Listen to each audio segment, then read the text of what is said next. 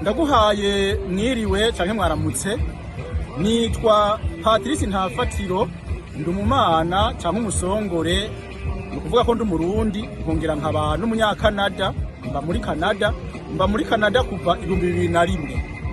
Namuka mu ntara ntwaro ya Gitega ku mutumba wa Muremera wa Giheta umwami n'abagabo.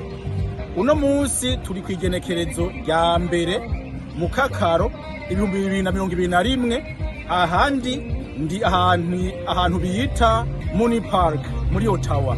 Kuwa gatandatu igenekerezo rya mbere Rusama 2021 mwijoro nararonse abarundi bandungikiye amazina y'umurundi yitwa Mpundu Audrey. Ni umwana w'imyaka 12 nkuko muriko muramubona. Mbere nimubanze mwumvirize gatoyi amazina yavuze. Ndarengutse ndabahaye bwakeye sinkengeretse jewe Mpundu umuhungu yamahurumbira kwivuga amazina ngo moyazirikane mwoye kuzindukira ubusa nk'umusazi. Akandi kazina kanje ndi Mutama, nkaba natamari waho numviye impundi samiranira iwacu muyigaho twigina.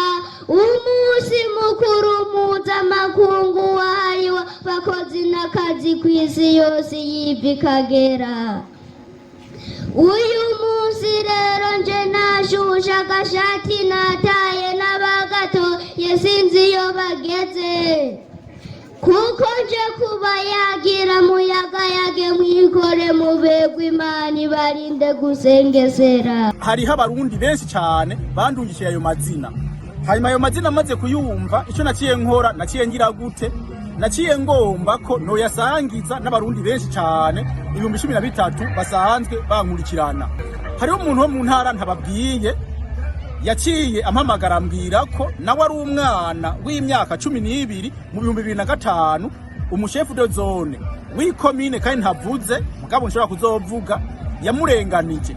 Uwo mwana yarivuze amazina, akaba ayo mazina ari yanditswe na mushikiwe, ayavuze baca bamwemera 5,000. Ibyo 5,000 rero byarariwe na chef de zone.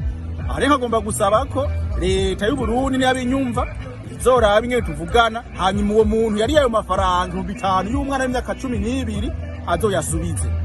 Murantunga aho rero jere numvise ko hariho uwundi muntu yarenganijwe yavuze amazina, hanyuma nanje nkaraba ingene mu 1996 ku ntwaro ya nyene icubahiro Silvestre ntibantunganya nagiye kuvuza umuduri bakangaya Igitega. Naho naciye mfata umugambi wo kwandikira abarundi batari bake, ndababwira nti uyu muntu Mpundu Audrey nimuze tumutere iteka, tumumenyeshe mu makungu, hanyuma nababone yuko hari abantu bagomba gufasha abantu bafise impano nk'izo. Nuko rero naciye ndonka abantu 10 banterereye. Abo bantu naba hariho Kimpaye Regis abangaha muri Canada, hariho Cishahayo Fabiano abangaha muri Canada, hariho Kwitegetse Felicite aba mu Burundi n'umupfasoni, hariho witwa Ndayitwaye Kodeo abangaha muri Canada, hariho witwa Ngenze Buhoro Olivier abangaha muri Canada, hariho witwa Niyibigira Eli abangaha muri Canada. Ndongeye ko ikintu nuwo mu Ruyigi. Hariho uwindwi yitwa Nkoripfa Remy abangaha muri Canada, mugabo kandi n'umunyaruyigi. Ndacongeye ko ndaza kuvuga ituma. Uwo munani n'intetse uko bagira Jean Marie Vianney aba muri Canada, mugabo n'umunyaruyigi. Uw'icenda yitwa Nzisabira Eric abangaha muri Canada, n'uw'icumi jewe Ntafatiro Patrice. Muti ni kubera iki nongeye ko abanyaruyigi? Nukubera ujya mwana Mpundu Audrey yavuze bijya bintu nuwo muri zone Muriza muri komine canke Ubuganwa bwa Butaganzwa ya Ruyigi, kubera hari Butaganzwa ya Kayanza, hanyuma rero mu ntara ntwaro yo mu Ruyigi. Muri abantu 10 rero bateranije uburyo babaye 3 b'abanyaruyigi. Jewe rero ihangiro nari ifise nagomba kuronka amafaranga 500 vy'uwo mwana. N'uwo mugambi nari ifise. Uwo mugambi rero wararenze twararonse amafaranga menshi cyane. Uwo mwana Mpundu Audrey nk'uko mubibona ngaho ku mafoto yaronse ibahasha irimwo ibihumbi 650. Kuwa gatanu igerekerezo rya 9 mu Kakaro umwaka wa 2021 aho gashimwe niho kajanwa kwa Nyeneko mu Ruyigi, ari numwa ya Patrice Ntafatiro yagashikana kuri Nyeneko gatangwa imbere y'urundi gwaruka abarezi n'abavyeyi bakoranye ku munsi wo kuvugirwa kuri Ekofo Muriza uwo mwana yigako. Aloyizi Ndumwami akaba n'intumwa ya Patrice Ntafatiro yarababwiye ico ubwo buryo buzokora nk'uko yabisabwe n'uwamutumye. Mwumvise icyumviro cyiza cyaje kiva igihambaye mwe mwabane nuko umuntu afite ingabirano Imana yamuhaye itagarukira aho gusa. Ubu amajambere yarakwiye ku isi yose, amajambere akwiye imihingo yose, mumenye yuko ari benshi babumviriza kandi bakurikirana. None rero ugashimwe umwana rose isagashimwe aho abavyeyi ngo bazogura itongo canke bazohave bikenura mu naturiya n'amafaranga azomufasha mu vyerekeye ishure.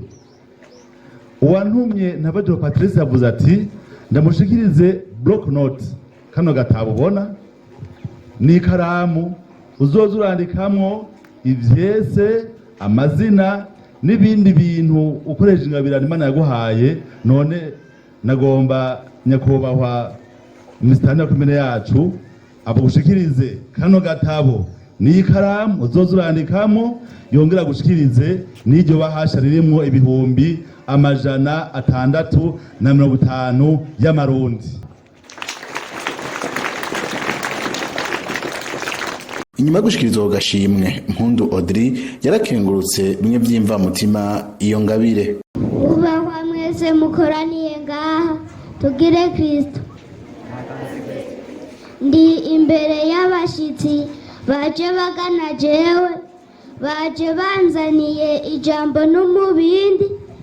Ndi imbere kandi y'abajejwe intwaro, ndi imbere y'umuyobozi wa Ekofo Muriza, abigisha n'abigishwa nkanje.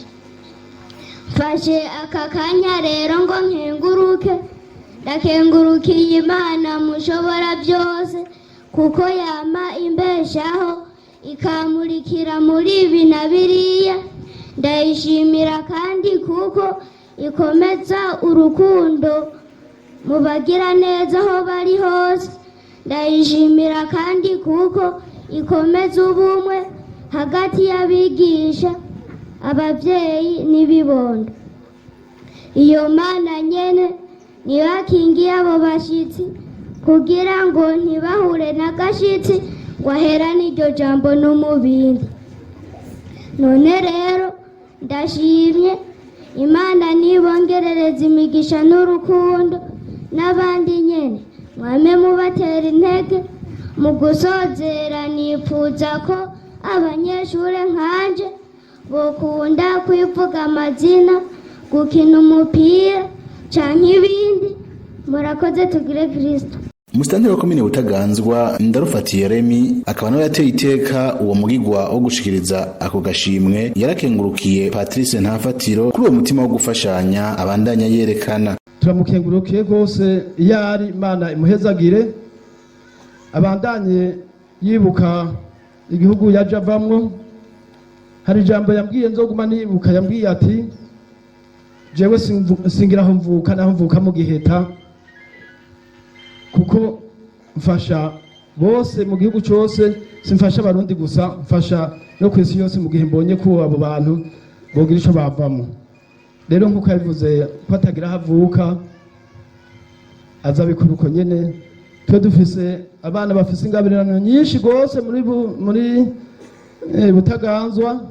Hari abavuzi b'ingoma kumbure ataraba kabiri, hari aho baba bambere mu ntara, nabo nyene agize ico abafasha yofasha.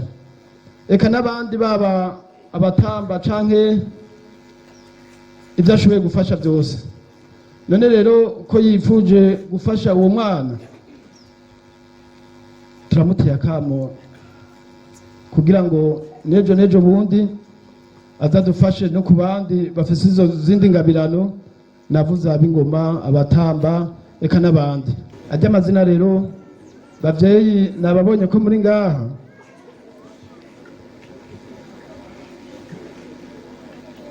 uno munsi yumvikanye ku isi yose ahabwa agashimwe mu Burundi. Twagomba dusabe ko murushiriza kugira agashimwe naho mu yindi minsi izoza azokaronkere hanze ntazokaronkere mu Burundi. Ivyo byose rero bizova mu maboko yanyu. Nsoze rero nsubira gukengurukira Imana mushobora byose,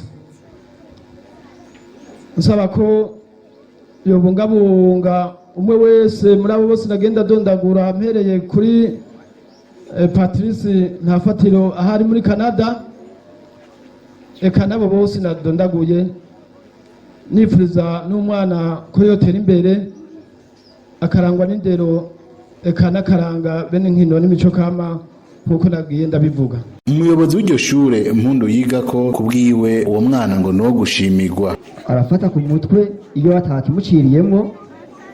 Ni umwana kumbure yarose abagoma bamushigikira yoshobora kuduza impano ziwe, aracari muto, kumbure abandanije aronka bataramushikira bakanamufasha gutumbereza ivyo abarimwo. Ni umwana biboneka yuko yoshobora gushika kure. Nimwe ntumbero rero niyo hogira n'ubundi yoshima ibikorwa vyiwe canke agashima n'ibikorwa vy'uwari we wese yoheza akatarashigikira mwe n'abo bana kugira ngo aho badashoboye kwishikana, aho badashoboye kwishitsa bashobore kuhashika. Nk'ubu turi mu bihe isi igeze mu gukoresha ibikoresho bigezweho vya none na cane cane nka za mashini z'inyabwonko. Kumbure nibaza nti yaba yari umwana yakuriye canke ari ahantu izo mashini zikwiriye, nizera ko yoba karuhariwe no mu kuzikoresha. None rero kakaboneka n'ubundi mugira neza yobona kuba ico ari bufashe, na cane cane ko inyigisho z'ubu zifasha abana kugira ngo bakure n'ico bashoboye atari mu vya kera ko ari gufata ibintu ku mutwe gusa, akagira ico baterereye, hakaboneka n'izo mashini bashobora kuzigirako. Nibaza ko hano kw'ishure rya Muriza uhereye kuri no mwana woshobora vyinshi. Umuvyeyi wa Mpundu nawe nyene yarose akanya ko gukenguruka iyo ngabire. Jewe ivyo nari kuvuga vyo gushima canke kusaba, yaba umuyobozi yaba musitanteri yaba uyu mwana vyashikirijwe naco nokongerako. Gusa ngomba kubabwira yuko ibi avuga arabikunda kandi na mukuru wenyine arabikunda, nuko yasamaye gatoya yarasinze ahantu hari. Mukuru we yatawe kuvuga amazina ari mu Maramvya mu mwaka wa 6, hanyuma arabimenyera. Habaye iminsi mikuru ngaho hose barabivuga, mugabo siwe yabivuga ni jewe ndabitegura hama akaca abavyiga. N'uyu rero ndabitegura ahaheza akavyiga akabisubiramwo, hanyuma nkumviriza ahantu hari kujaga kwabo ko yahononye, ahari kujaga tangaza ko yavyononye, tukaza turabikosora. Aramaze kugenda i Bujumbura kwivuga amazina incuro 3 no ku 16 z'uku kwezi, yimirije kuza kuyavuga ahantu batumirwa ku bugeni. None rero nifuza yuko abandi bana bose bimenyera canke ibindi by'ubugenegene, ariko cyane cyane gukunda ishure, mukunde ishure nuko tugire Kristo. Patrice Ntafatiro akaba amaze gutera intege abarundi batari bake mu bijanye n'imico n'akaranga, baba bo mu ntara ya Gitega avukamwo canke abo mu zindi ntara.